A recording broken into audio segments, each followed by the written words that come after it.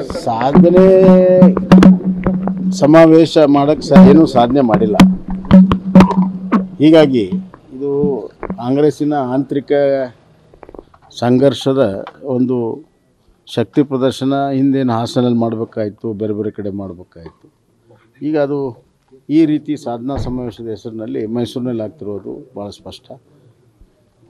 ಮತ್ತು ಈಗಾಗಲೇ ಅವರು ಏನೋ ಒಂದು ಎಕ್ಸಸೈಸ್ ಮಾಡಿದ್ದಾರೆ, MLAಗಳು ಮತ್ತು ಮಂತ್ರಿಗಳು ಮೀಟಿಂಗ್ ಮಾಡುವಂಥದ್ದು. ಅದಕ್ಕೆ ಸಾಕಷ್ಟು ಆಕ್ಷೇಪಗಳು ಇವತ್ತು ಹೊರ ಬರ್ತಾಯಿದೆ. ಹೀಗಾಗಿ ಎಲ್ಲವೂ ಸರಿ ಇಲ್ಲ ಅನ್ನೋದು ಭಾಳ ಸ್ಪಷ್ಟವಾಗಿದೆ. ಇದು ಏನು ಆಂತರಿಕವಾಗಿರೋ ಸಂಘರ್ಷ ಮುಂದುವರಿತಾ ಇದೆ, ಯಾವುದು ಫುಲ್ ಸ್ಟಾಪ್ ಇಲ್ಲ.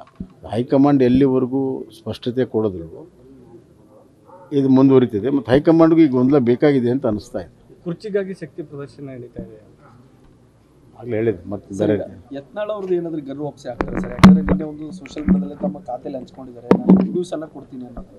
ಅದು ಗೊತ್ತಿಲ್ಲ ನನಗೆ, ಅವ್ರಿಗೆ ಕೇಳೋಣ.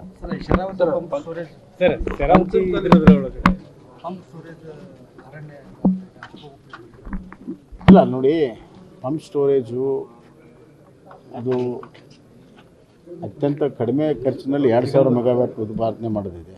ಪ್ರಶ್ನೆ ಏನು, ಅರಣ್ಯ ಅಲ್ಲಿ ಒಂದು ಸುಮಾರು 38 ಹೆಕ್ಟರ್ ಪ್ರದೇಶ ಏನು ಹೋಗ್ತಾ ಇದೆ, ಅದ್ರ ಬದಲು ಬೇರೆ ಅರಣ್ಯ ಕೊಟ್ಟು ಅಷ್ಟು ಅರಣ್ಯ ಬೆಳೆಸಬೇಕು.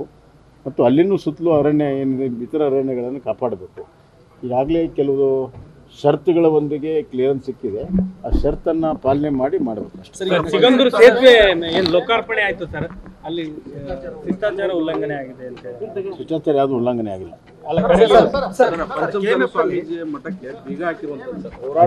ಅದರ ಬಗ್ಗೆ ನನ್ನ ನ್ಯೂಸ್ ಫಸ್ಟ್ ನಿರ್ಭೀತಿಯಿಂದ ನಿಮ್ಮ ಪರವಾಗಿ.